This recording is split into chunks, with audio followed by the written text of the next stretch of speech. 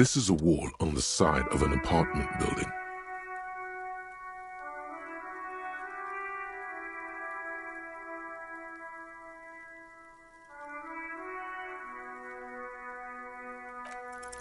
You have no clue.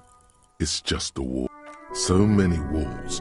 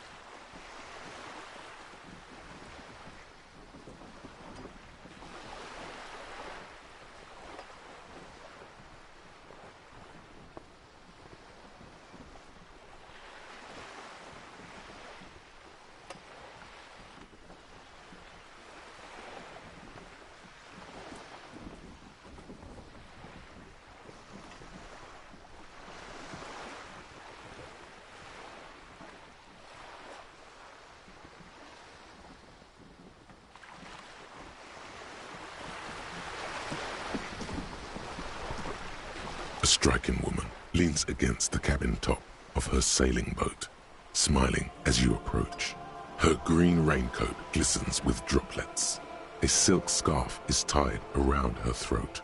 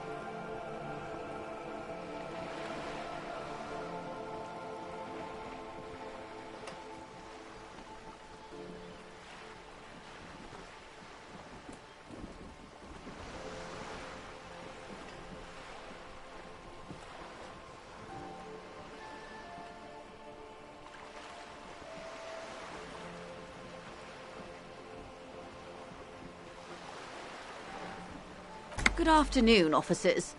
I'm Joyce.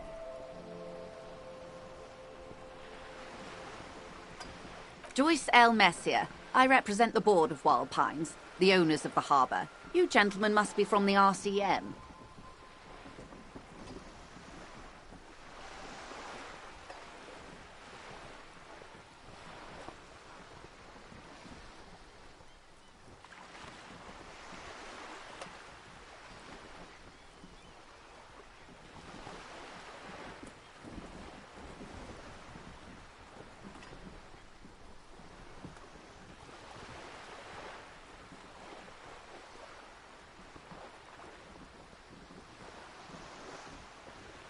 I'm glad to see you here.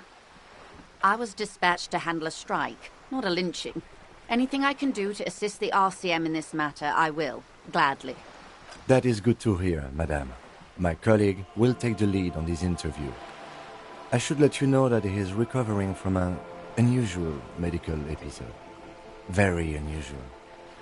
But I can assure you of his ultimate competency. How interesting. I wish you a swift recovery. In the meanwhile, you have my full cooperation, and the full cooperation of the Wild Pines Group. It's hard to get a read on her precise disposition, but she appears helpful.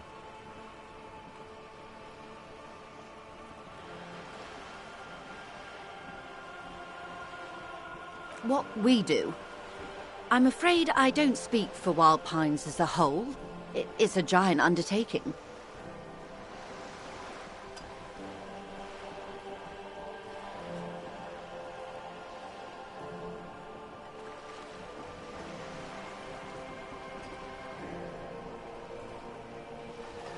The Pines' core competency is logistics.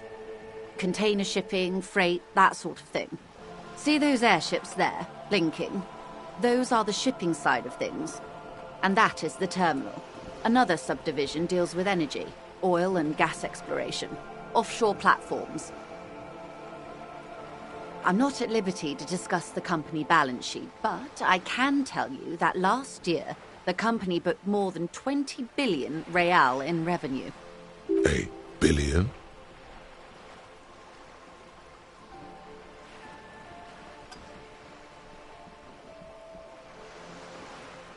$20 billion is a large number, but the conglomerate employs 72,000 people. They all need to be paid. Then there are capital improvements, interest payments.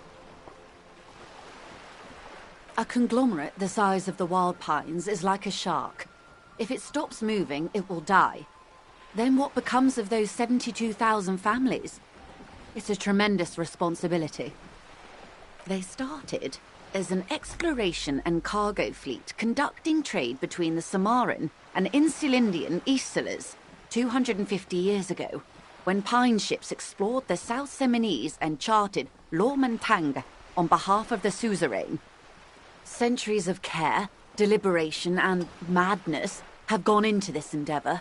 Vessels pass through the great unrest to re-emerge with apricots in tow. The logic of the system is totalizing. It's taken everything from its employees to build it. You mean aside from being the terminal's legal owners, who are responsible for moving 8% of the world's cargo?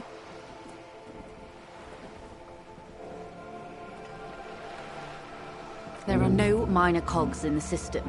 Each terminal must be accounted for, lest the entire system break. Every hiccup in such a system means thousands lose their jobs, the world over. I'm here to assure that doesn't happen. With your help, hopefully, says her warm tone. Everything. Right up to, but not including, trade secrets.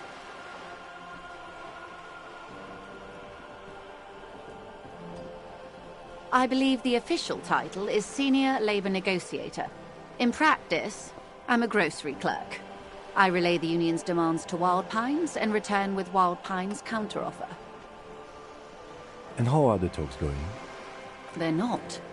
That's the problem. The union stopped all negotiations a week ago, after that awful lynching took place.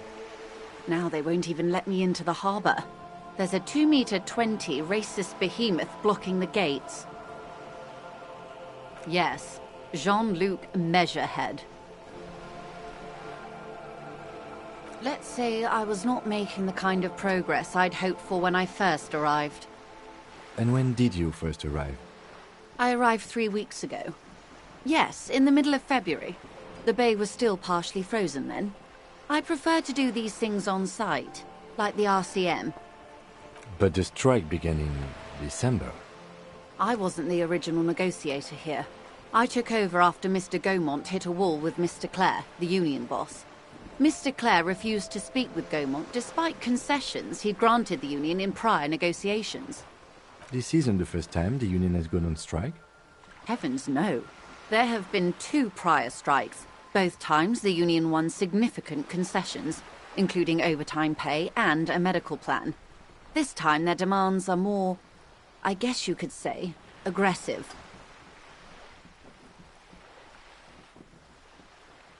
Mr. Clare told him to... how did he put it? Fuck off, midget. Gaumont is short of stature, you see.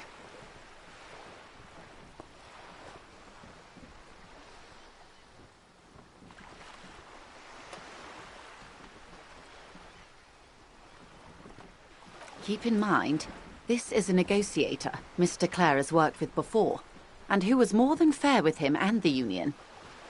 There are leaflets everywhere, and banners. What did they say again? Oh yes, every worker, a member of the board.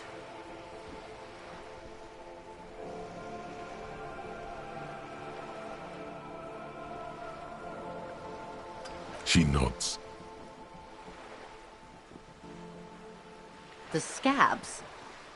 You mean the huddled masses of Jamrock, come to plead for work where the union refuses to? If they were organized by Wild Pines or its affiliates, then it would be a company secret. I could not share it with you. Not right now, at least. Everard Clare is a man of the utmost integrity. If you can say one thing about him, it's that he always puts the interests of the workers first. Of course not. Everard is fantastically corrupt. I imagine he has a thick, viscous goo where you and I have blood. He is the most corrupt individual I have ever seen, and I deal with men like him for a living. If there is anyone more venal, more irredeemably nepotistic, then it's his twin brother, Edgar. Yes, Edgar looks exactly like his brother, except for that lazy eye. He also talks exactly like Everard does, and when one's term as foreman is up, the other takes over. It's how they circumvent the term limits, you see, with a funny little switcheroo. While in office, they've embezzled God knows how much of their workers' dues.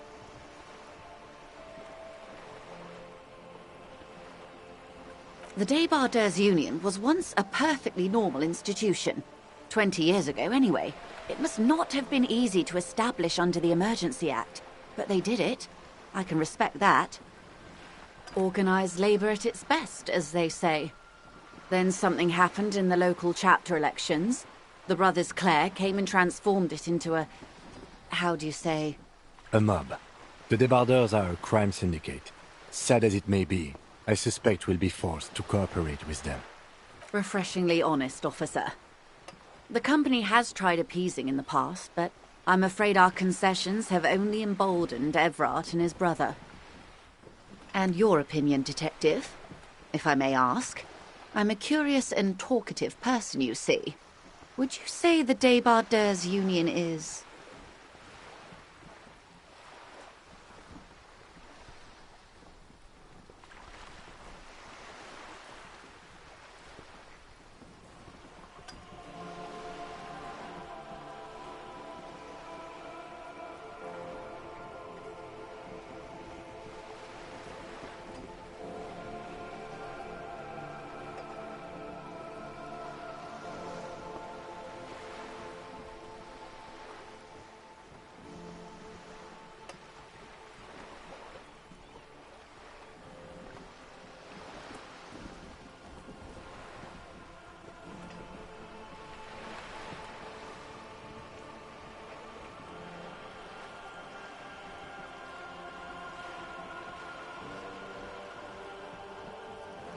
Why do you think so?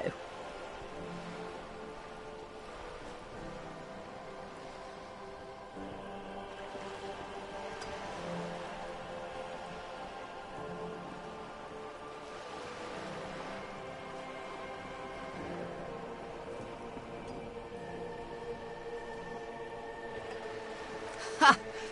A real man of the left. What else can I tell you about? I'm glad you asked. There was a woman, the previous forewoman of the Union. She disappeared. Disappeared? Yes. On the last day of the local chapter elections, her daughter phoned in and said she wasn't running anymore, or coming to work. Ever. End of story. Downright haunting, if you ask me. The Wild Pines suspected foul play, but what could they do? It was a union matter. The point of the presentation is, these kinds of things happen around the Clares. Watch out when you're dealing with him. Thank you for your concern, ma'am. We'll be just fine. Of course. How else can I help? Quite a few things, I'm afraid. The information I'm to share with you includes sensitive trade secrets. For the sake of my employer, I have to ask for your names and badge numbers. Of course, ma'am. We should have introduced ourselves.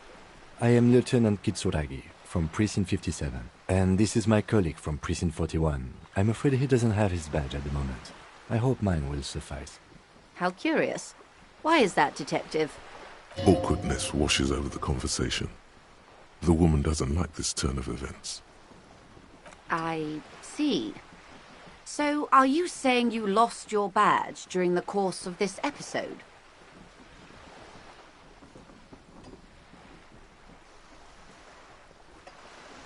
I can't hear you, darling. Speak up, please.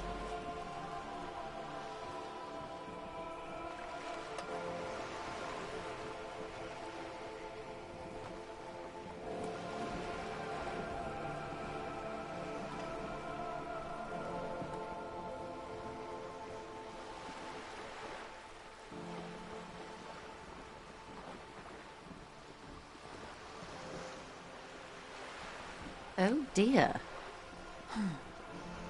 Some kind of encephalopathic amnesia. I don't even know how to respond. I do believe you, naive as that may sound. I simply can't imagine what you gain by faking such a condition. As I said, ma'am, his technique may be very unconventional, but he is an officer of the RCM. Of course, I sympathize. But I'm afraid I simply can't share anything more until I've seen that badge. Hang on. She's a professional negotiator. She should be open to some sort of mutually beneficial arrangement.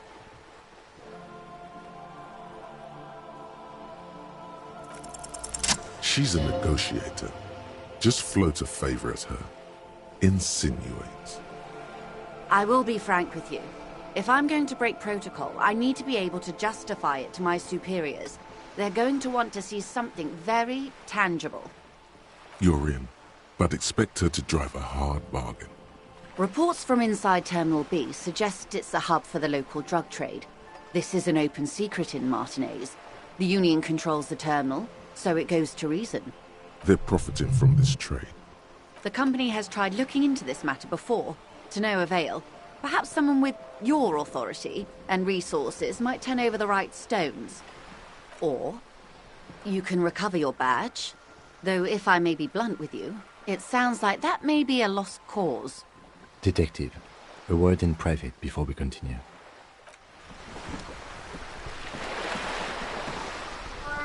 This is not going quite as I hoped it would, Detective. Honestly, I was expecting you to use your unorthodox technique to keep her off balance, and not volunteer to be her henchman. This woman is running circles around us. She might have known about your misplaced badge all along, or she's simply an adept improviser. Either way, we've played straight into her hands. He doesn't let it show, but there is a limit to how much the consequences of your unprofessional behavior can cost the investigation.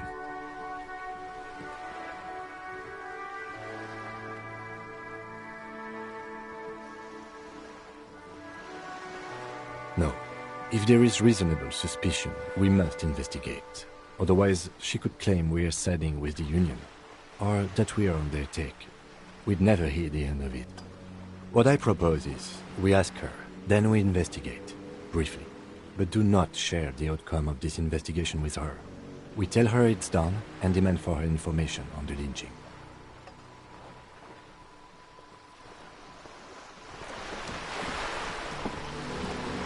You're back. Good. What can I help you with? It's quite straightforward. Someone is using Terminal B to smuggle raw ingredients from the Samaran Isla into Revachol with the Union's blessing. Wild Pines has suspected it for years. Ingredients for what, ma'am? Meth and dextroamphetamine, GBL and various synthetic psychedelics. Honestly, it might be quicker to say what you can't make from the stuff.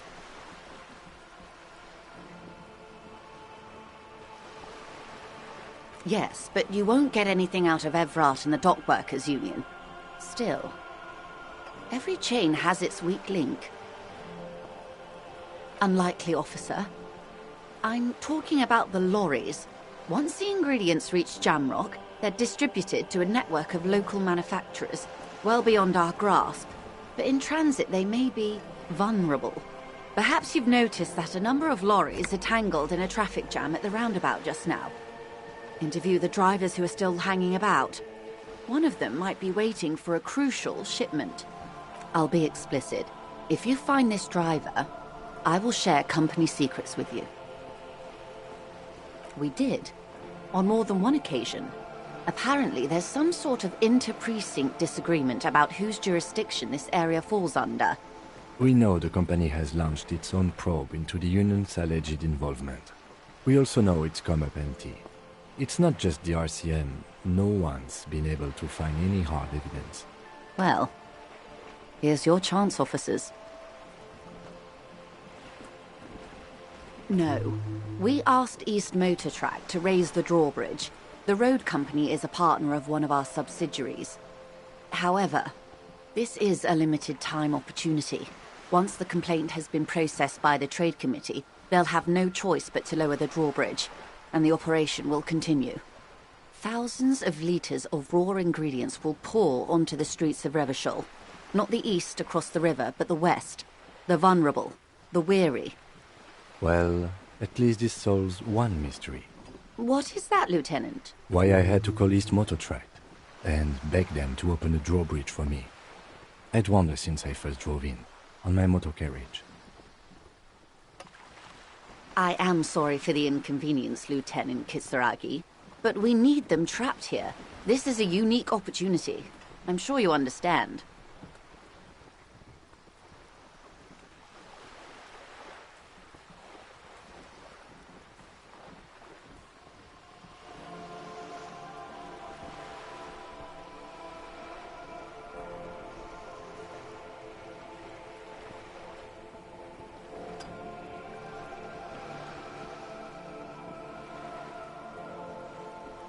How do you think they're financing this strike?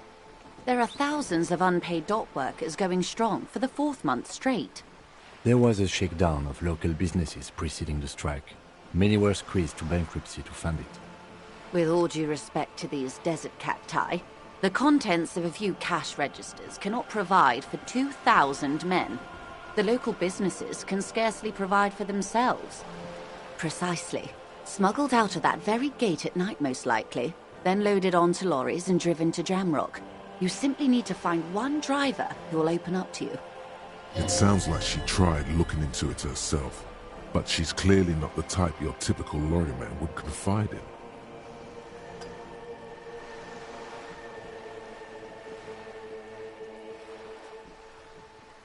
Yes?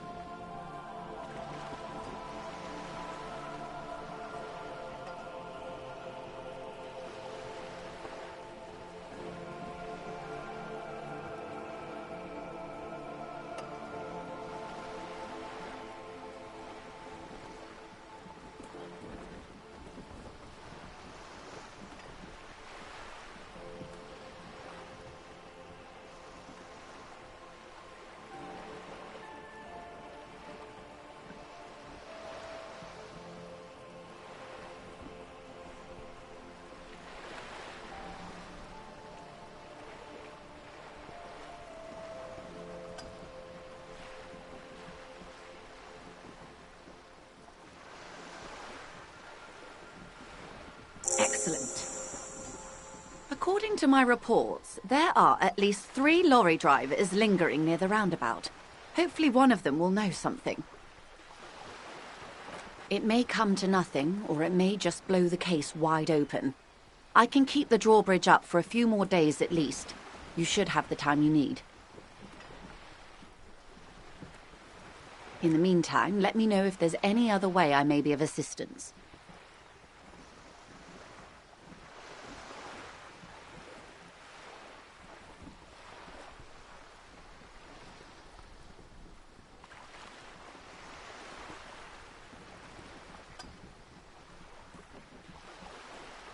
Why, yes I am.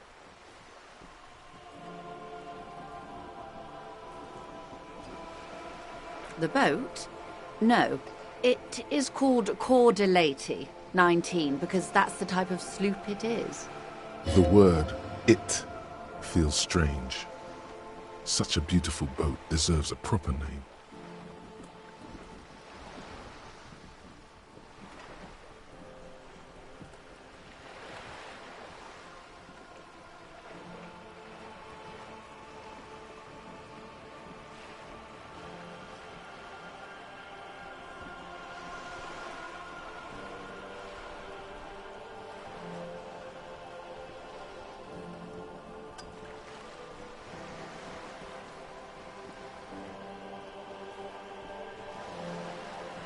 A breeze ripples through the sails and tugs at your hair. Below, the sleek, fish-like shape of the hull parts the water. Beneath that, a resounding darkness. You're reminded of something. Or someone. Okay. How about Cor de Leyte 19? Why? Because it was manufactured in Revachol East by a company called Cor de Leyte, and its hull is 19 paces long.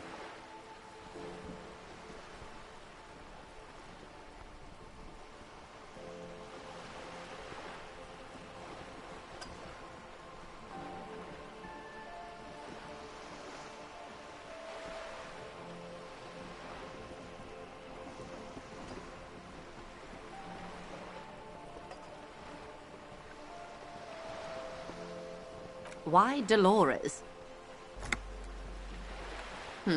Well, it means nothing to me. I think I'll stick with the factory name. But thank you for the suggestion.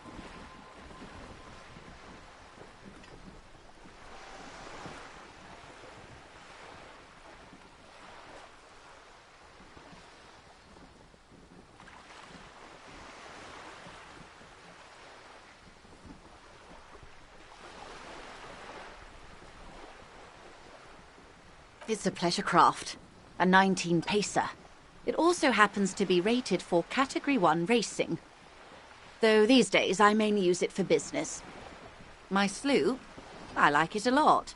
It's the eel's hips, baby. I'm enjoying this part of the interview. It has so little to do with the murder we're investigating.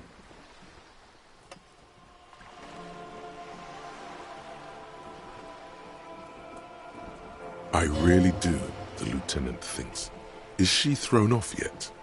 He's looking at the woman, assessing her. Of course there are. We're on an archipelago. How else are you supposed to get around? Yes, we are. We are on Le Caillou.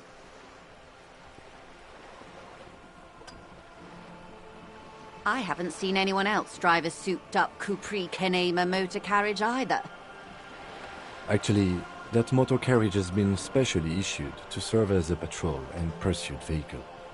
It's for crossing long distances in the greater Revachol industrial harbor. It's not a toy.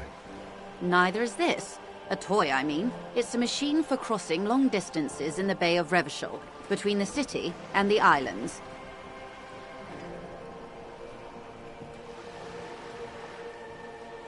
Good. Is what you want to say, but it isn't that easy, is it? Look at that lady. Take a gander. Squint. Why, yes. Tucked away under that sturdy green raincoat, almost rustic in its simplicity, a silk shirt and matching scarf around her gentle throat. while dull orange pearls hang from her earlobes, red from the cold. Her light green eyes scan you, full of knowledge and worry, wealth and all its possibilities. Now look at you, you misery-clad simian, barely able to tie your own laces. Your armpits are lakes. A scythe of booze precedes you. Your hair sticks to your forehead, and your underwear feels uncomfortable. You're poor, poor as balls. You can't ask this person for money. You're too...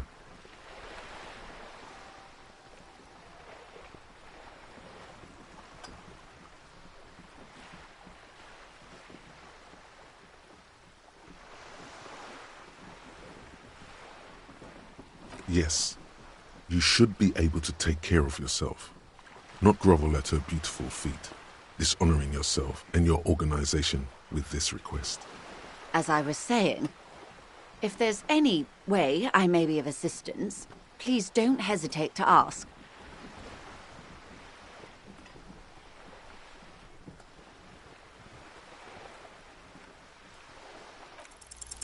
I am sorry. It just doesn't come out of your mouth. What does is... Excuse me? I didn't hear you. Did you say money? Of course. Of course, Detective. Take care. Hobocop.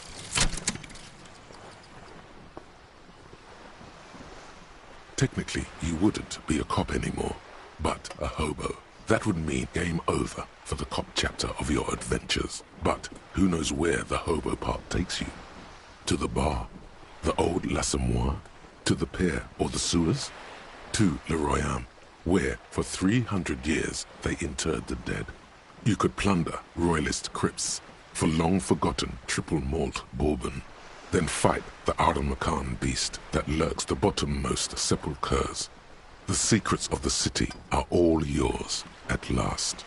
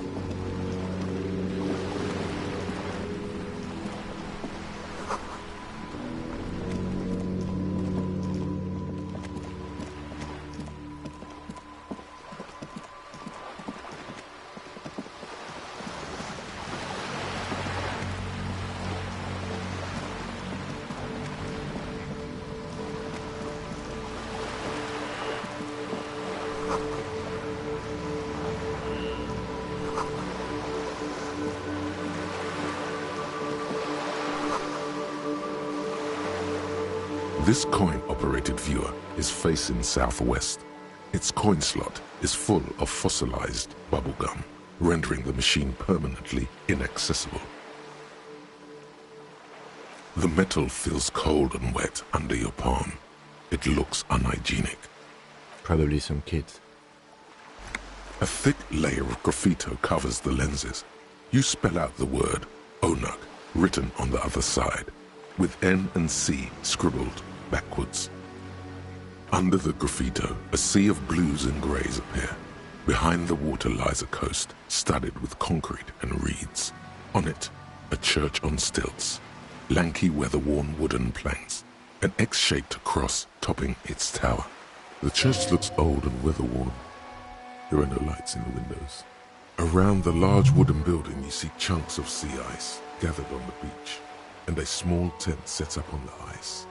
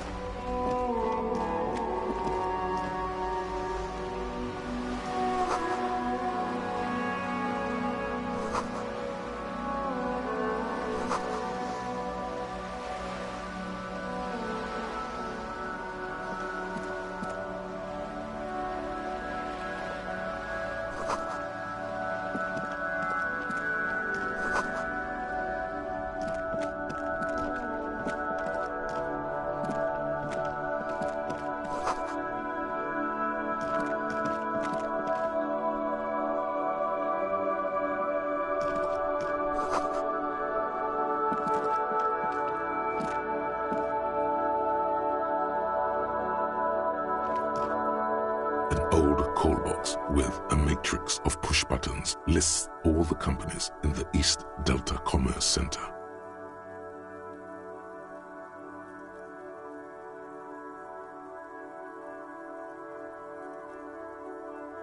This button looks new, but someone has removed the name card. Nothing happens when you try to ring it. Huh. This button looks new. It's probably not connected yet.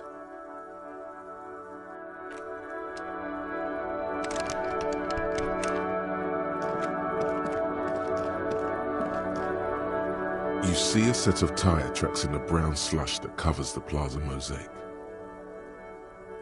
Cop habit. You look at everything. This isn't case-related, you think.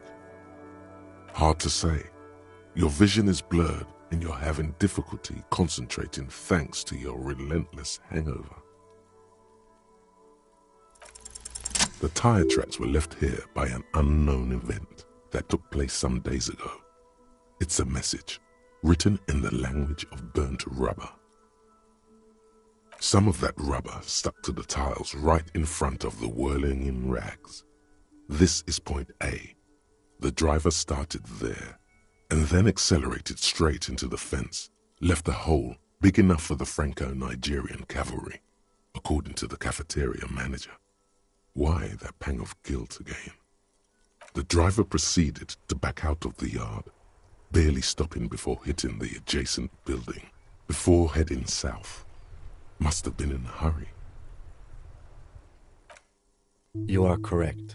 This is a rather motor carriage-friendly city. Somehow that makes you feel scared. I'm not sure. There are plenty of traffic accidents waiting to happen in Martinez. With the jam right here on the roundabout, I would keep them separate. You could follow the track south. There seems to be a canal there. See where they went, if you find the time.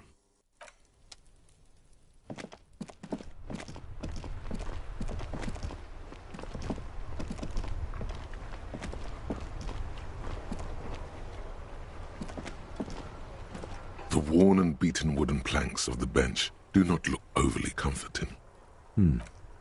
We can sit on benches after we've solved the murder. Let's go.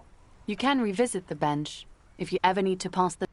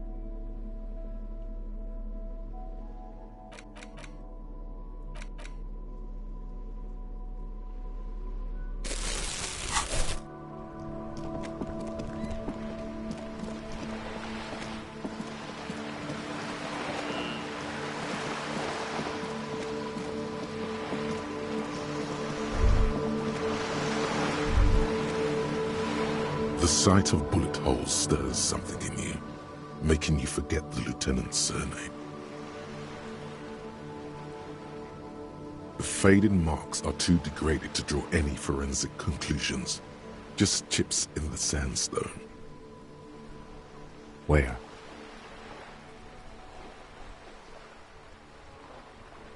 There? Those are old. These bullets were fired during the Revolution, over half a century ago. They do not warrant investigation. Not much. I don't have a fresh perspective on it. Shall we go?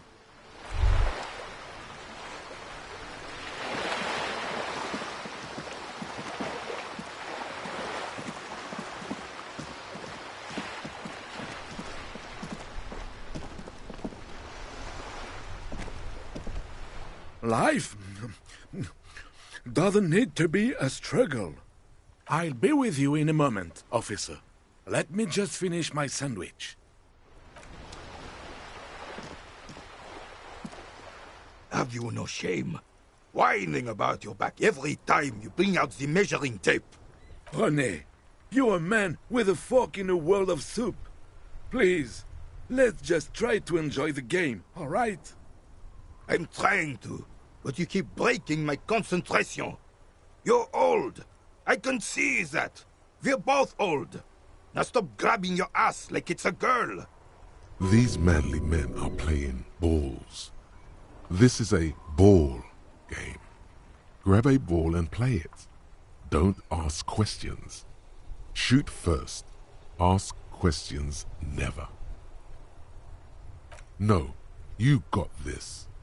There's the ball. You're the game.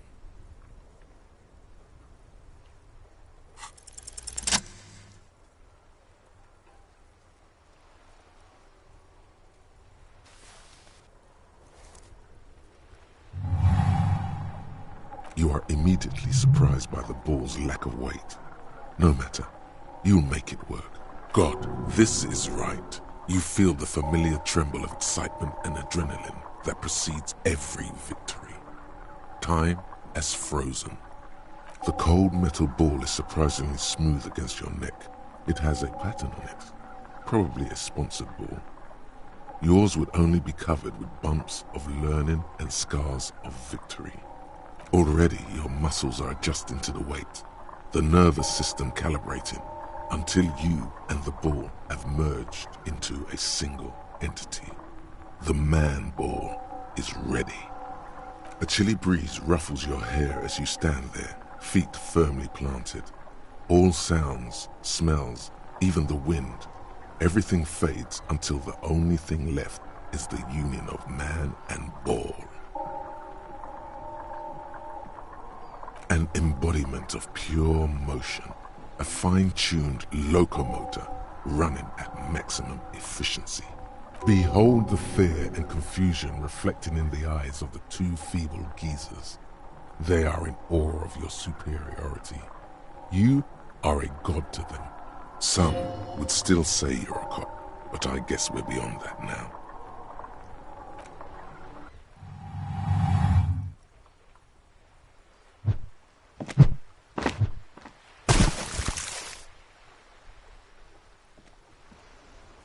Merde! Bordel de merde! What the hell is your problem?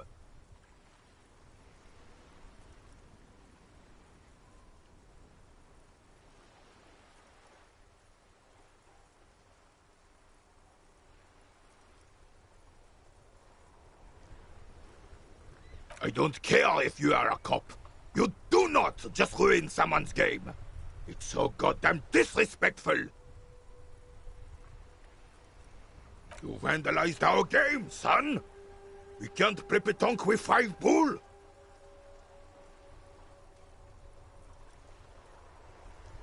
Well, it damn well isn't. It's pétanque. You ruined a pétanque game. We want our bull back. Take it easy, René. This is just a misunderstanding, isn't it, officer? No harm done. Of course there's harm done, you orange slug. You owe us a goddamn bull. Good. Mistakes are forgiven when men at least try to right their wrongs. I believe you will try. Now, why did you approach us? Just talk. It'll smooth things over. Old people like attention. Unfortunately, I don't. Unlike most of the locals, I have no qualms about assisting law enforcement. But this affair has passed me by completely. In Martinez, the Union is the law. So can you really blame them? Cop is a pejorative term. I don't have a problem with policemen. On the contrary, I admire the effort to bring order to our streets. If I knew, I would not be afraid to tell you. I simply don't. I'm an old man, not a coward. The daily business of the riffraff no longer concerns me. This is a man with a lot of past, but little present, and almost no future. Yes.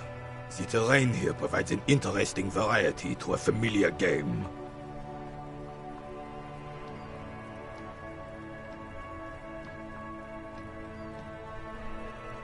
I do. Fire from heavy artillery. Why what?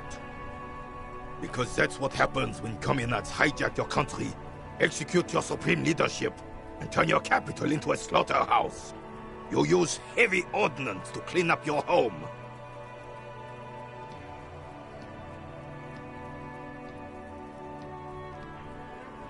Sadly, no. It was the foreigners who brought them to their knees. We fought valiantly. Too valiantly. So valiantly we got licked. Should have fought dirty, like they did with their suicide sex cult propaganda and mad anarchist women strapped to shrapnel bombs. We didn't though, and we lacked caliber. God bless him, but the suzerain's cannons simply weren't big enough.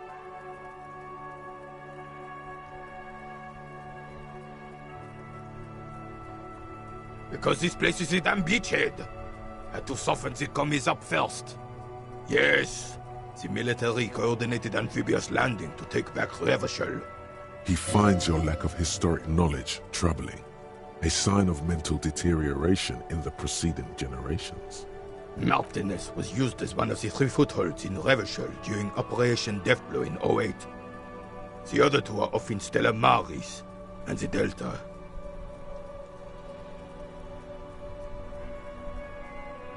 This here is Blood Ground, where Coalition boots first made landfall and cleaned those rabid dogs out. Most likely, we're playing pétanque on their mangled corpses. Blood Ground. You got old René going there. Like he isn't hungry enough already.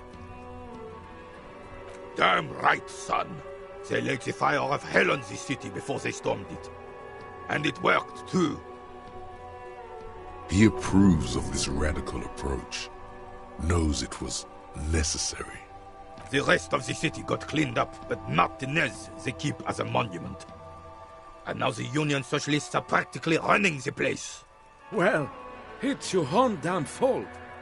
You, we, the Coalition, Revachol, whoever you want to blame, never finished the job. Officially, the party never surrendered. Of course they still hold influence. You don't even begin to truly understand the players at the table, let alone the specific circumstances surrounding the... What do you think?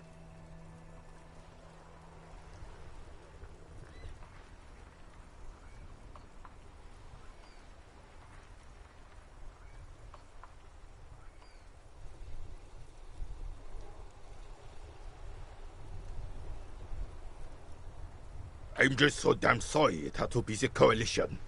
After 8 years of fighting those hyenas, boiling cats for food and drinking piss in the mountains, I would have preferred if the Right Honorable King Guillaume returned through Revachol, or even if that damn clan Frisel had risen from the grave and led us.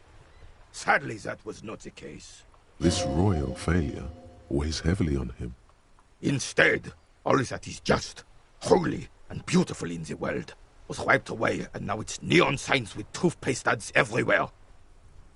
Foreign influence peddling garbage and stupid music on the radio. This is just what the commies wanted. This was their plan all along. This is what they wanted to replace the role of the suzerain with. The suzerain is the king! Has everyone forgotten already? They've forgotten already. Soon, they will forget everything. Him too. Then he chooses anger over melancholy.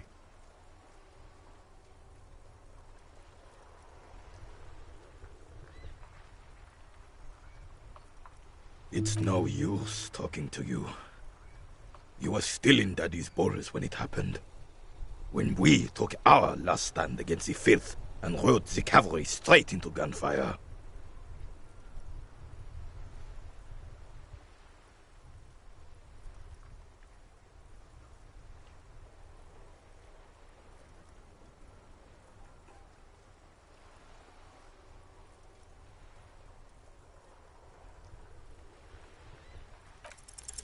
All you observe is a veteran refusing to let go of the past and his old uniform. This is not uncommon. This is the uniform of the Royal Carabineers in service of Frissel I, Guillaume le Lion, and the valiant King Philip V before him. Don't you mean Frissel the Fan? You do not speak his name, Craven, although he was a clown. But he was our clown, ours to ridicule and to mourn. There's something you missed. You will get to it. Don't worry.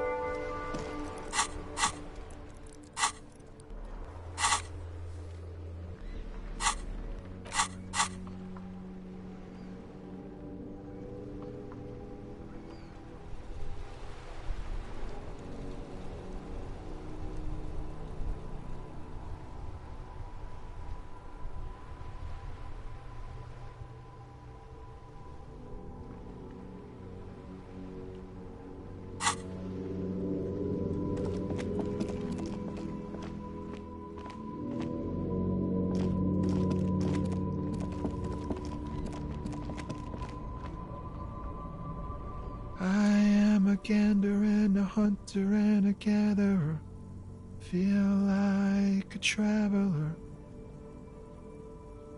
from another planet. Hey there. It's the jam, my man. It's a traffic jam for the ages.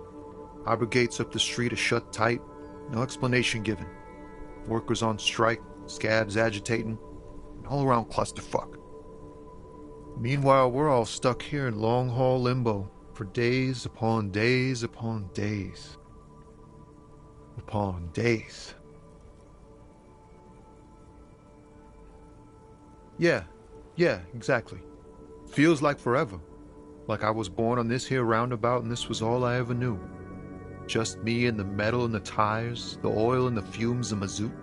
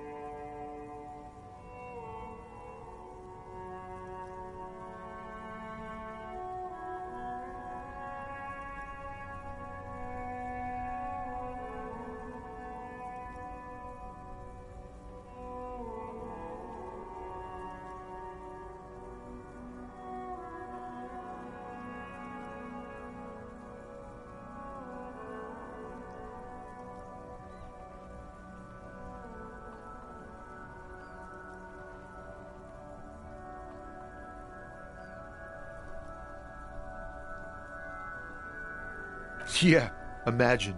It's been a whole week already. Behind the laugh, however, a touch of sorrow. So tell me, what do you need? Nope, don't smoke. Some of the other drivers do, though. There's still a few around, waiting for the jam to disperse. Or waiting for the sweet release of death. Yup, nothing wrong with that statement. Your senses have nothing to add. You left the ask around elsewhere.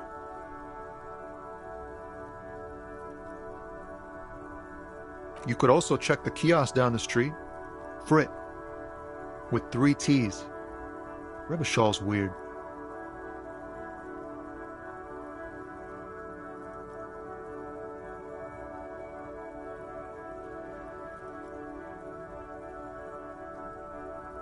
He ain't one of us drivers. I know that. All accounted for. Otherwise, I haven't really asked about that. Been wasting time right here. Keep him busy. Analyzing the fundamental structural and psychological conditions of being stranded in the midst of a sea of motor lorries and their sad, despondent chauffeurs. Nothing. I'm just messing with you, man. Don't mind my idle verbosity. Oh, high-grade narcotics, illegal firearms, stuff like that. Ha! No, I'm joking, my man. Found runs a nice, clean business. This haul of cargo is mostly sporting goods. You know, tracksuits and that kind of thing. They usually get shipped to Grodd and the Occident. Though we've been making headway in the Il Moran market lately.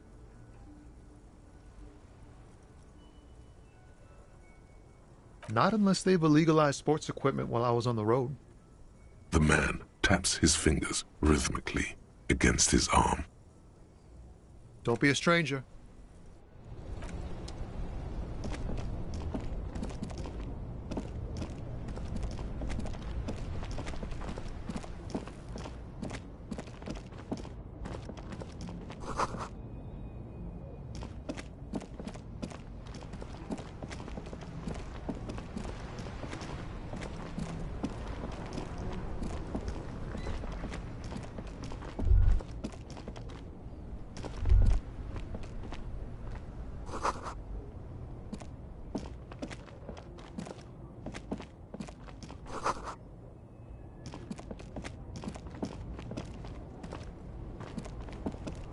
There are clothes inside.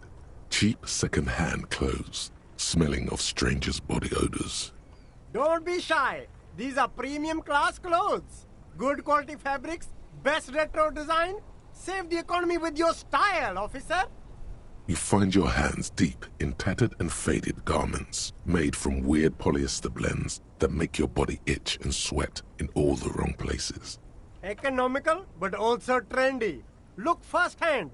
Buy second-hand. Keep the economy moving.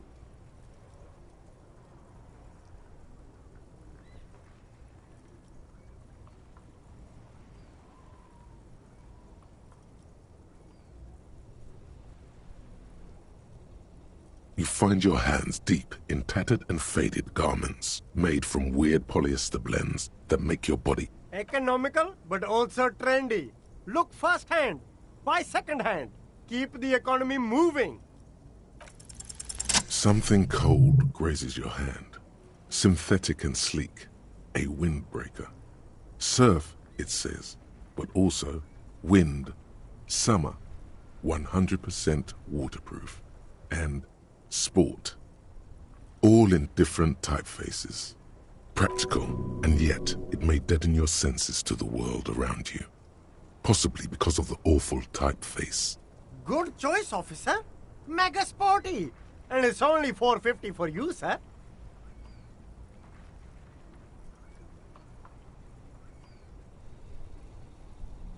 Gotta prepare for springtime, right? You see 2 lowly, defeated speakers, thralls, slaves basically, perched atop them like conquerors surveying the land. A pair of found, durable wear sneakers, ultra serious.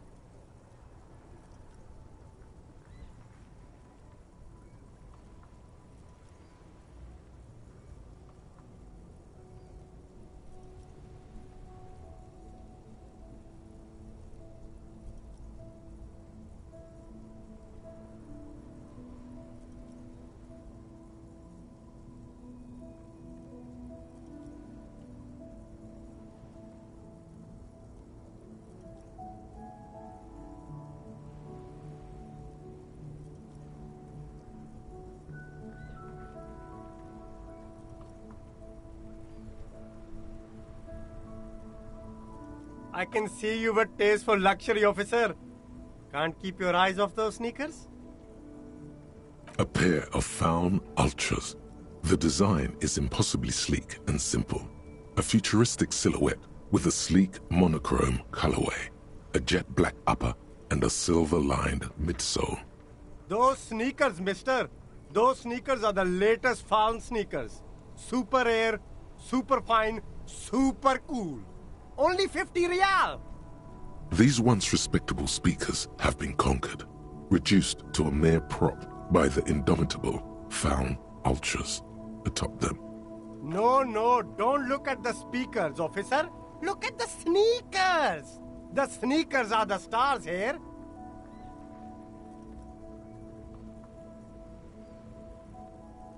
No, don't pity them, officer. These are old Samaran garbage. Don't even look at them. Check out these super cool, fun Ultras instead. No way, officer. These aren't for sale. They're bad speakers. Low-fi socialist junk.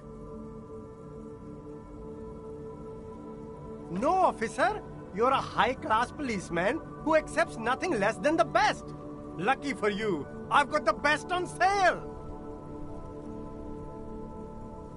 Well, if you want them, but see, they are the pedestal for my sneakers.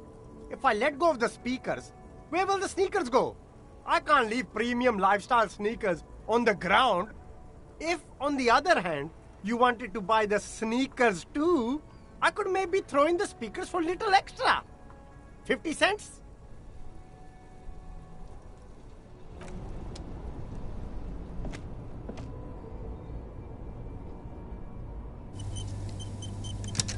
You see a Samaran street vendor surrounded by a motley assemblage of goods.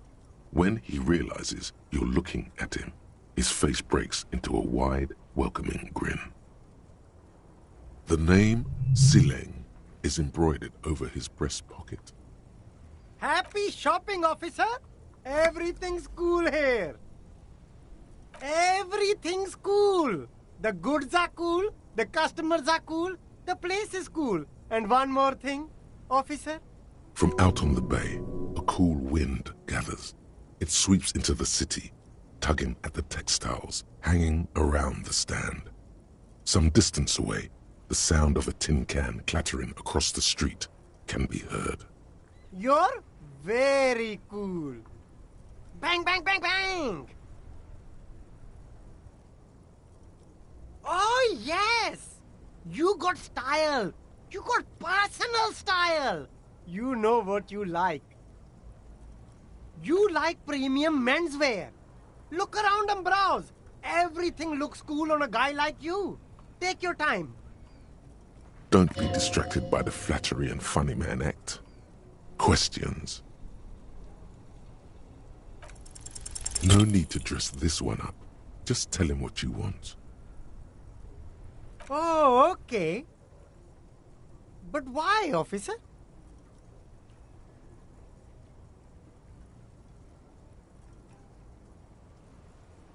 Ah, yes. Money is very important. Are you trying to ask for a bribe? If so, you're not doing a very good job. Sorry, detective.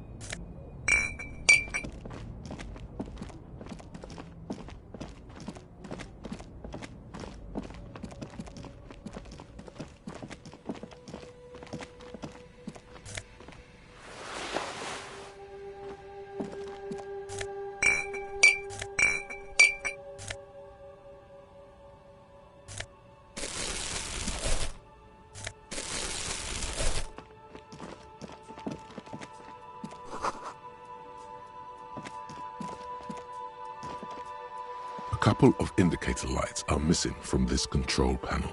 Loose wires dangle from the now vacant holes. In the middle is a lever. Beneath it, a small metal plaque. This panel usually closes the waterlock, turning it into a bridge that lets you cross the canal. But there's a crashed salmon and butter sign in the way. Pulling the lever probably won't do anything. You pull the lever all the way up until the metal clicks against the contact pins. You hear a soft clunk. Then, nothing happens. A spring brings the lever back to its original position. You still need to close the waterlock to get across the canal. Some other way. Wasn't there a sign over there saying functionality will be restored on Wednesday morning? G'day to you, officers. A burly man hangs out by the waterlock, carving up a generous serving of salami with an old hunter's knife. His eyes are fixed on a man stranded on the other side of the waterlock and on an enormous billboard that has fallen down into the canal between them. His posture is relaxed. Despite his powerful build and a knife in his hand, this man resorts to physical intimidation only infrequently, if at all. I wasn't here to witness it, but those look like tire tracks on that sign. Weird, huh? Then again, plenty... The words, Daredevil Driver, sound ominous to you. Too bad it also takes a year and a day to repair anything around here, especially a waterlock. The rest of the coast is closed off till then. It's supposed to operate the waterlock, but as noted, it's all junk right now. Disabled because of the blockage. Safety measure. Turns out the panel needs a special key to be reactivated. Wouldn't want anyone moving the waterlock with debris still in the channel. It'll be restarted on Wednesday morning. You want to do the honors when the time comes? Great! Just drop in on Wednesday if you want to see the waterlock at work. They say the canal crew will be here at 7:15. The coast part of the map is inaccessible until the third day.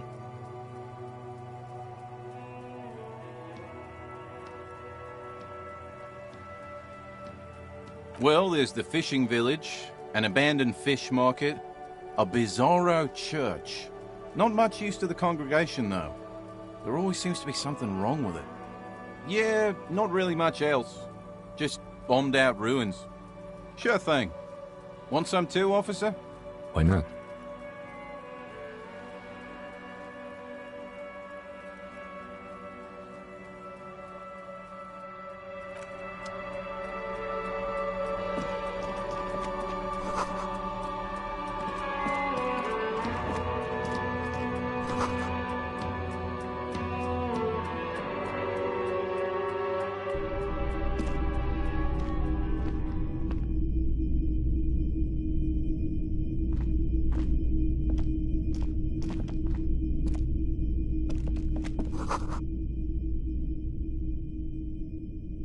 A typical Martinez streetlight sits among assorted floor and table lamps. The light pole has been carefully cut, and the wiring has been redone and attached to a standard indoor plug. The light buzzes faintly, but persistently. It was brought to me to be altered. We are not here to investigate the theft of city property. You have to admit it's rather clever what he's done with it.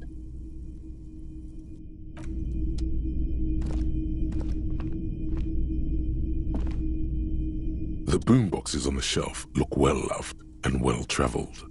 Chipped, dented, they stare at you with the unblinking eyes of their tape reels. One especially catches your eye. Deep gold and amber plastic with a big old handle on top. A classic boombox that says, Stereo 8 approved. This is you. Golden orange. A sunset suite. Just make sure it works before you buy it.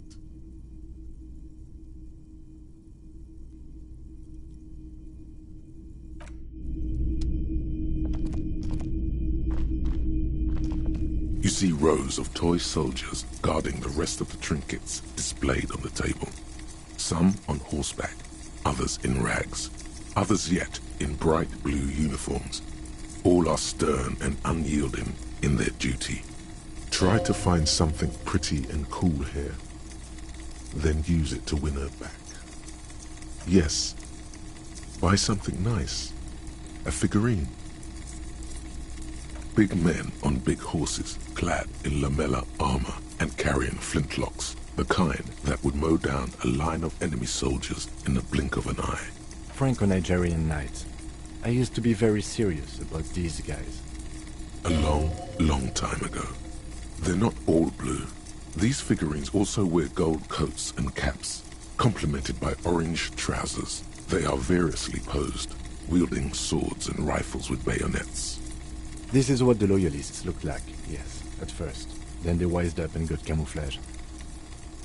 Which ones? Ah, Royalist soldiers from the time of the Revolution. The uniforms are painted a bit too brightly, I suppose. This set of soldiers isn't meant to look impressive. A few have rifles, but most of them carry pistols. Some even shovels and tall sticks. You're probably talking about the revolutionaries, yes? Yes, they are soldiers, revolutionary soldiers. I think their poverty has been exaggerated for effect.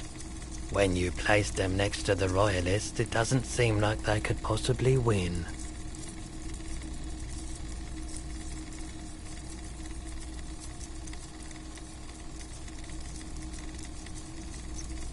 Maybe. He seems to have his own take on the conflict played out in perpetuity by these toys. Might be interesting to find out what it is. Why? What's this?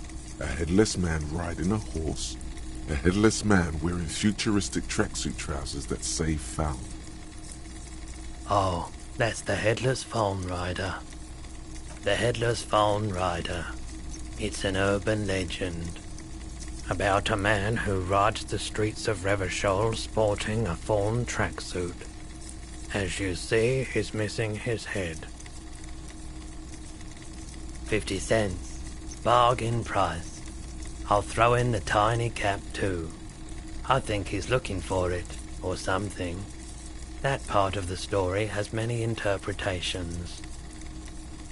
Did I mention that this figurine is supposed to be lucky? Always carry it with you. That was a very smooth salesman's grin that almost comes off as earnest. You should learn from him. Hey. Psst. Psst. Hey, you. Yes, you. Word on the street is you're ready to start building communism again. You keep saying things like, down with the bourgeoisie, eat the rich, sodomize the landowners, impale all people who have more than 25 real in their pocket, literally murder all human beings regardless of their political beliefs. That kind of stuff. Funky style. Very funky. So tell me, do you have any questions before we fire up the big communism builder? Or do we get right down to it?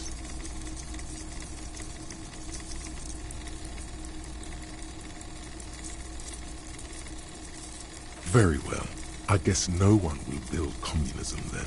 Tell the working man it's over, unless anyone has objections. Did someone mention cocaine? Are we doing cocaine? No. I'm sure I heard someone say cocainism. Anyone? Anyone else? There's no one?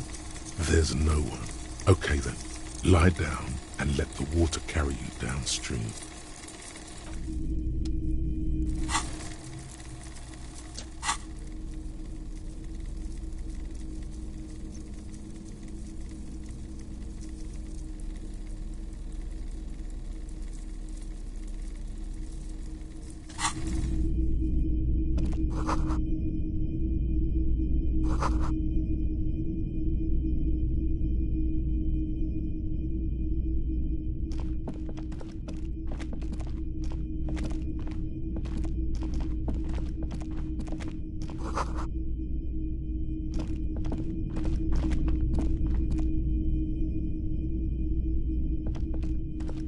It's not often that I see officers from the RCM in my pawn shop. What can I do for you? His courtesy is not insincere, but he prefers being alone with his projector, just watching the movement of light across the walls of the shop.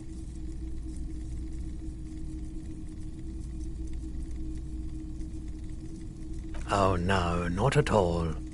I guess I haven't had many customers lately, RCM or otherwise. Who are your customers usually? All kinds of people come through here. Locals, travelers, people looking for a deal, people looking for a keepsake. People who are terminally bored. As you can see, I have a wide selection of goods for everyone to choose from.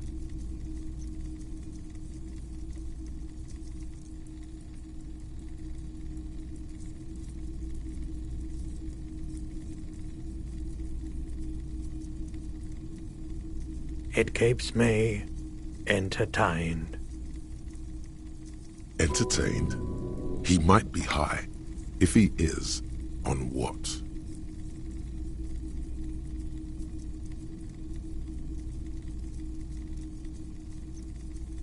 Someone else came here earlier today asking the same question.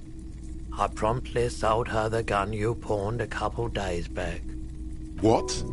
Sold? The lieutenant shifts from one foot to another, alert. She didn't seem like a policeman, although she kept referring to herself as a pig, which was odd. I found her interest in the gun a bit obsessive, but I was just happy to get rid of it, and of her. Truth be told, she was terrifying. Right, so let me get this right. You sold your sidearm, issued by the citizens' militia, and now a civilian is running around the streets of Martinez with it? Miraculously. His face does not reveal what's happening inside.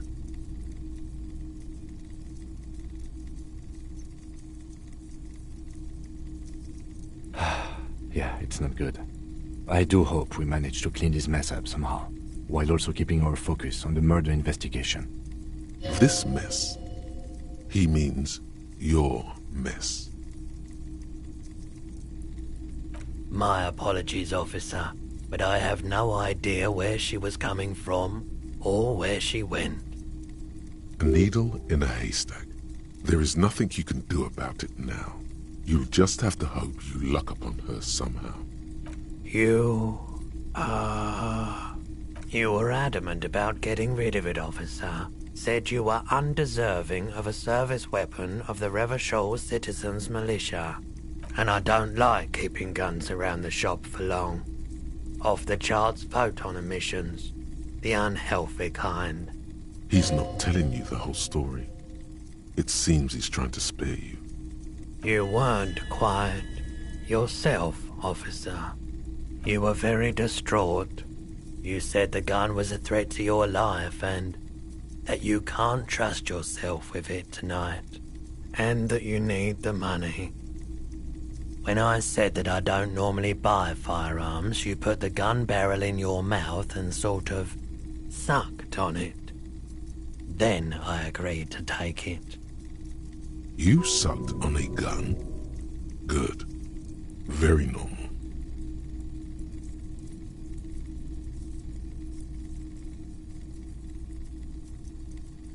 $15 real.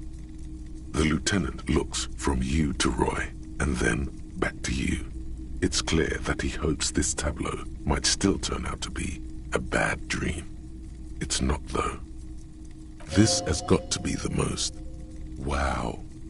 There's pity there, too, in case you didn't notice.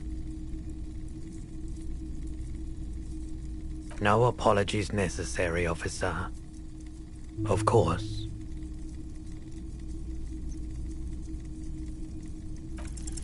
Feeling warm and enthralled by the movement of light, while the mind continues to race forward. Lucky bastard. He's probably on Pyrrolidon. It's tough to come by on the street. A drug developed by the military to treat and prevent radiation sickness. It has psychedelic side effects, and it makes your eyes turn yellow. I try to keep the shop at a comfortable temperature. There's a note of indignation in his voice. Interesting. Those triangle patches on his vest, you have a feeling they mean something, like they're similar to the halogen rectangle on your jacket.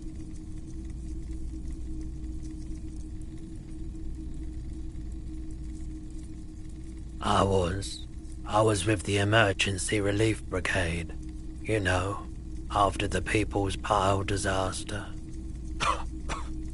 Had to take Pyrrolidon for radiation sickness. That's what you were hinting at just now, wasn't it?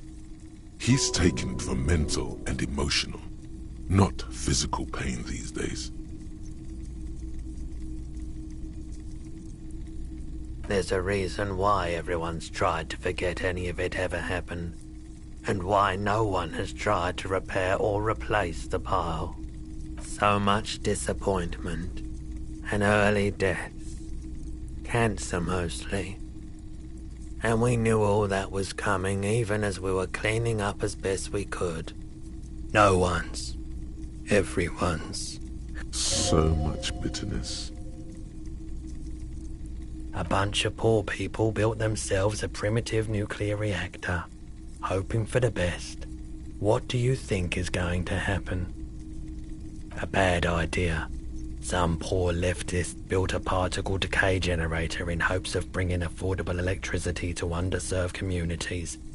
It malfunctioned. Radioactive waste everywhere. Probably some of it in you too. We were an all-volunteer force. Self-organized. Tried to help the fire brigades contain the spill. I lived by the river since I was a small boy. The Esperance. Didn't have the art to let it all go to shit without trying to do something to help out. There wasn't much the volunteer force could do, however. We wasted years in the river mud. Years getting sick. The clean-up happened 15 years ago. I was young then. Later, my second aunt died. Left me this shack and all the assorted junk in it. So I came to Martinez. People told me don't go there. It's a shithole. I said, people, we just had a nuclear pile meltdown. I'm gonna get as far away from Forburg as I can. Still in the same city, but I like the theory more than the story. Outward movement, not vortices. Yeah, you gotta get in on those vortices, my man. Let me have a look. Anything else you're thinking of selling?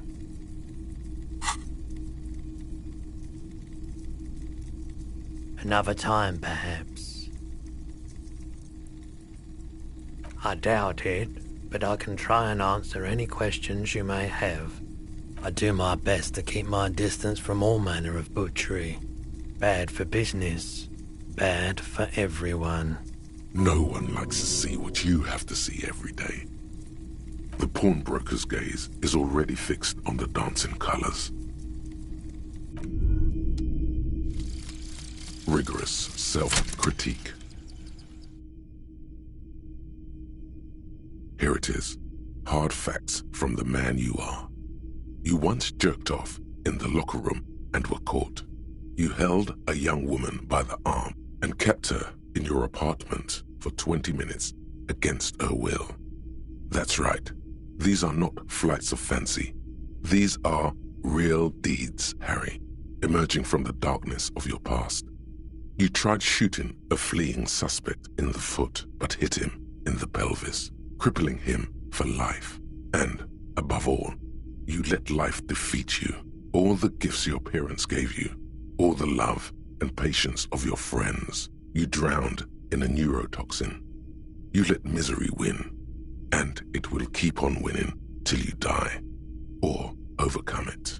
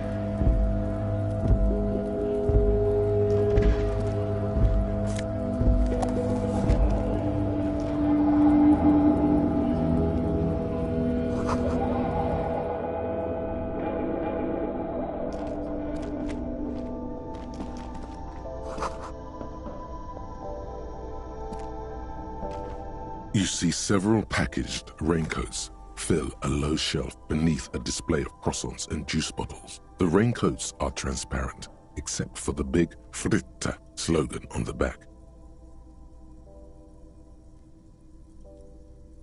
What is what? It's a raincoat. If you want to buy one, then it's only 4 real.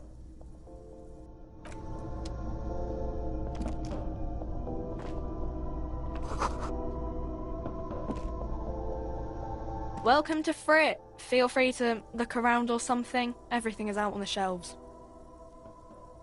What's that magazine she's reading? You mean this?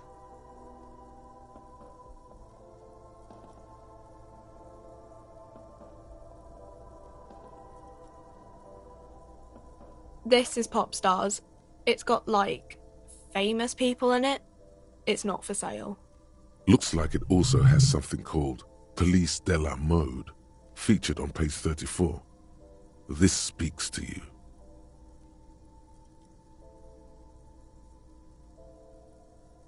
She pops her raspberry-flavored bubblegum and nods.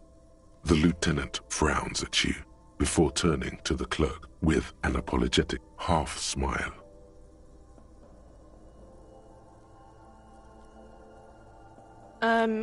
Okay. I'm not really supposed to be chatting to anyone, but...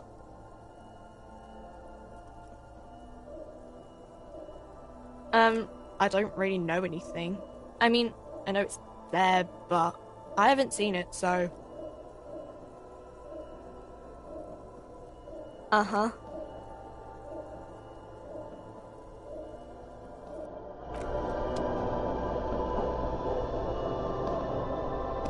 A colorful display of cigarettes and alcohol bottles line the shop wall, inviting you closer. There, in that dark green glass, all in vain. The great flowing river of warmth, wine, alcohol, beer, alcohol, love, alcohol. Guess not, no. Good thing you're an unrecovering alcoholic then. I'm obliged to inform you that both alcohol and cigarettes damage your health, but I guess you already know that.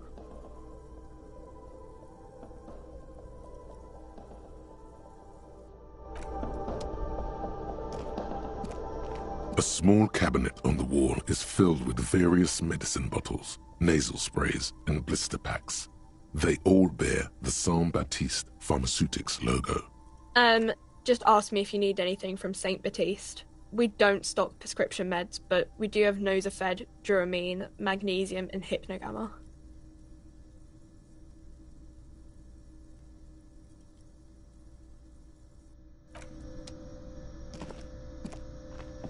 The tear machine stands in the corner. A sign says, 1 bottle equals 10 cents. Your bottles clunk into the machine, and the money appears with a satisfying jingle. You're a richer man now. You're 100% sure you got special Hobocop money for that tear. At least 100% extra tear money. If the numbers on the machine told you otherwise, it's a lie.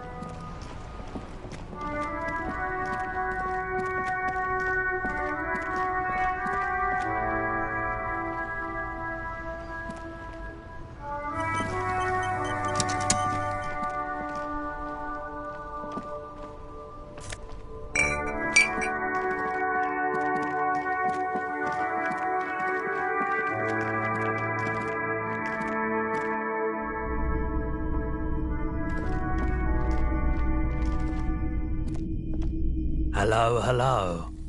Sure. Let me... Anything else you're thinking of selling?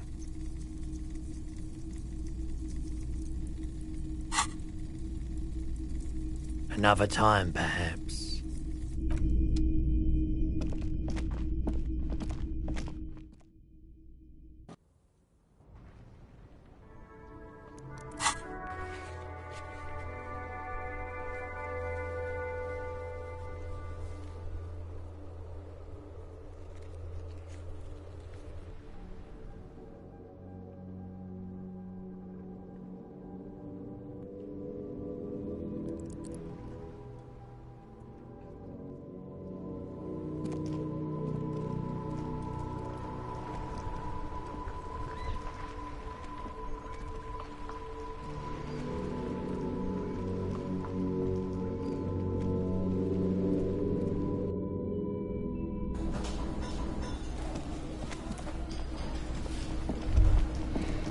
That sugary black rum stain on the counter makes you teary-eyed with joy. It's almost touching how syrupy and sticky it is. How long have you been up already? Attaboy. It's coming back to him. You had your mesolimbic reward pathway worried there, not thinking about drinking all that time. It was like you weren't yourself.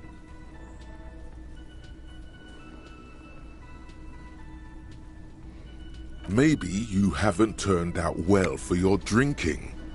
Have you thought about that? Get a goddamn rum and lemonade to yourself, boy. Or better yet, lick that stain off the counter.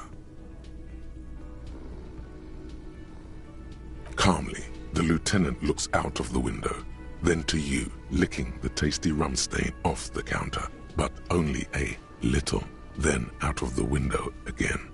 What are you doing? We should move. A real drink would go well with those cigarettes you're looking for. That's a great combination.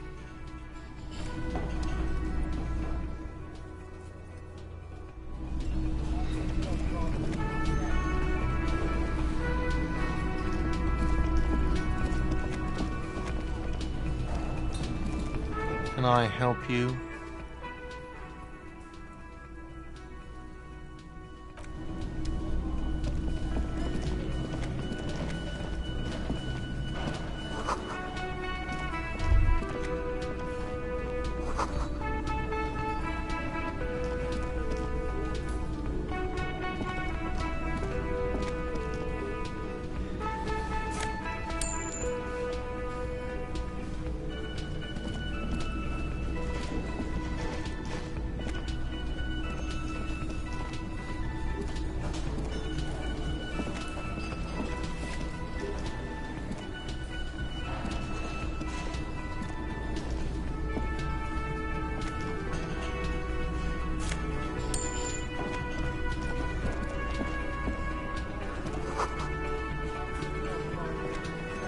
Yes?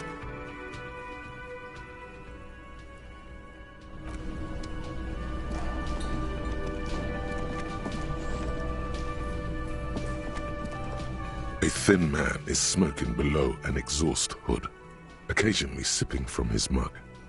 This must be the Whirling's cook. As you step in, he nods toward the table and says something in a completely foreign language. The only words you can make out are Goranci and Kubek. It must be his name. Goranci. Goranci Kubek. Sounds representative. The man puts his cup down and replies something, his left hand drawing arcs in the air.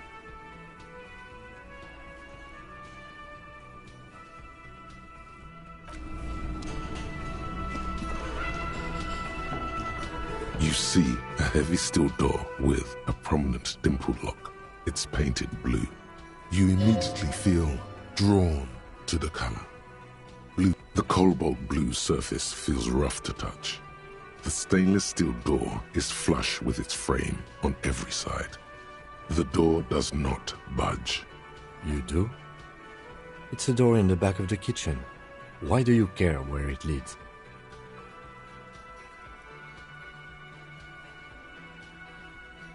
It is quite pretty. I suppose we could look into it as a side investigation.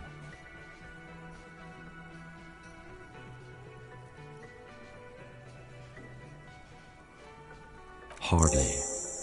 Anyway, Gart is the person to ask about this. The cafeteria manager.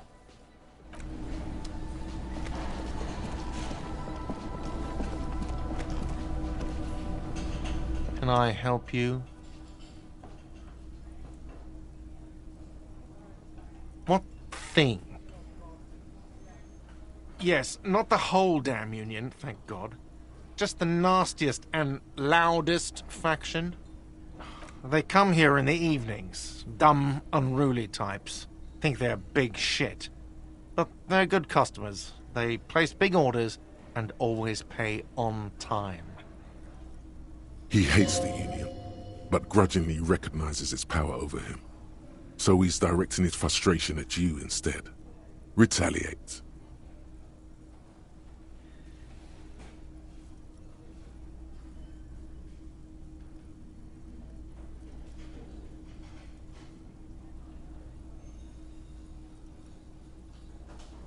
We should find out who this Lord faction is, occupying the booth. Loudness means talkative, and we need info. We don't. We have to wait. They'll show up sooner or later. Men get hungry, even men on strike. You glance at the clock on the wall behind the manager. Huh. Good question. They're probably getting drunk or protesting something somewhere. Or laying low after the, lynching. Whatever he may feel about you, he can't miss the opportunity to throw you a look of what he assumes is shared understanding. Go with it. Yeah. The Union guys think they're untouchable. They probably fucking killed that guy or something, and now think they can hide out till it all blows over, and it's fair weather again in Martinez. I have a feeling we'll make their acquaintance sooner or later. Oh yes, that door, sure. There's nothing mysterious about it. It's just a door. No, I don't have a key. I don't know how to get there. And I don't care either. It's not like I've been wondering about it for 10 years. It's just a frit warehouse, probably. Or some boring storage space with a bunch of old junk and dust. Junk and dust. He's attempting to maintain an air of indifference. It's absolutely not convincing. He looks at the dust on his finger and wipes it off. Oh yes, that door, sure. No, I don't have a... Or some... He's attempting to make... Fine, okay, a little. But my job doesn't leave me time for wondering about one locked door in one of the cafeterias I manage. So, I haven't opened it. I have cleaned the whole place 100 times over, though, after the animals. And I haven't found a key, so good luck with that. What? By the way, you should come back to this thing-based questionnaire if you see anything interesting in the whirling later. Absolutely out of the question. Absolutely in the question. First we find a sad banger, then we sing this place to shit.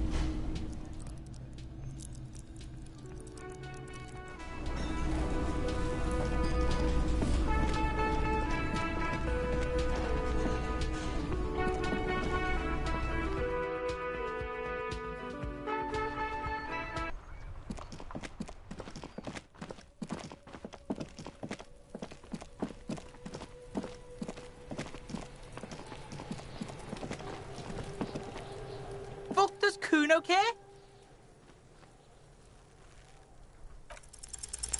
going on is an ungovernable youth on your crime scene, throwing around incendiary language, trying to push your buttons. Get your snout out of Kuno's ass. Kuno knows how hard Kuno pushes it. Kuno pushes it hard level. You should give up, Popo, or the Kun will keep fucking it out of you. You okay, Kuno?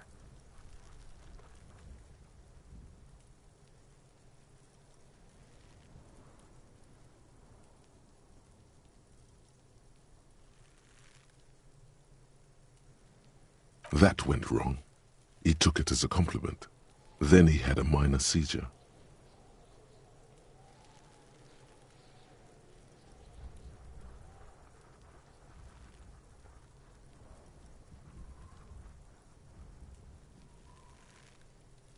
Kuno doesn't fucking care.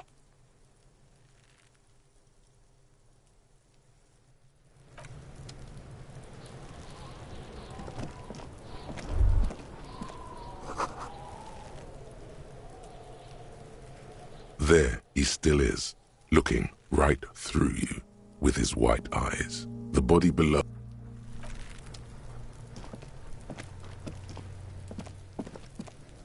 There are several footprints in the mud, left by work boots.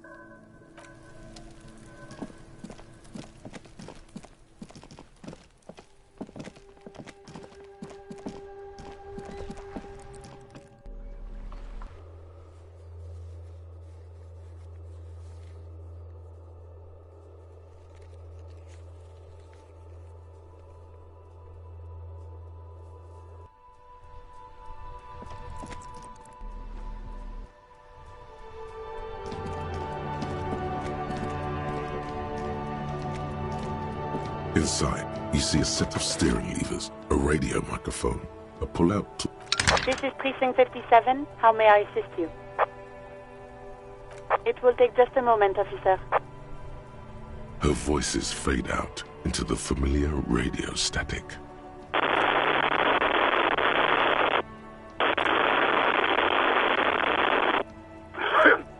Gottlieb, what do you want? He's carelessly chewing on a piece of hard candy. Oh, it's you. Was that a snarl or a suppressed groan? No love for you here.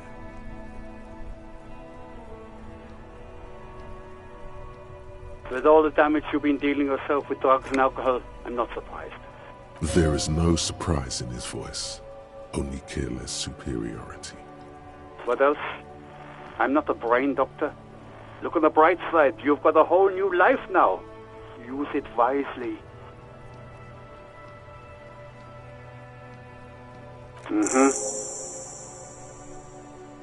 Anything else I can help you with, officer?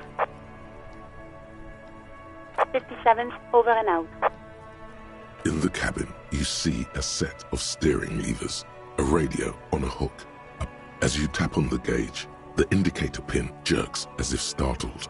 It's in the large orange sector, indicating the engine is warm.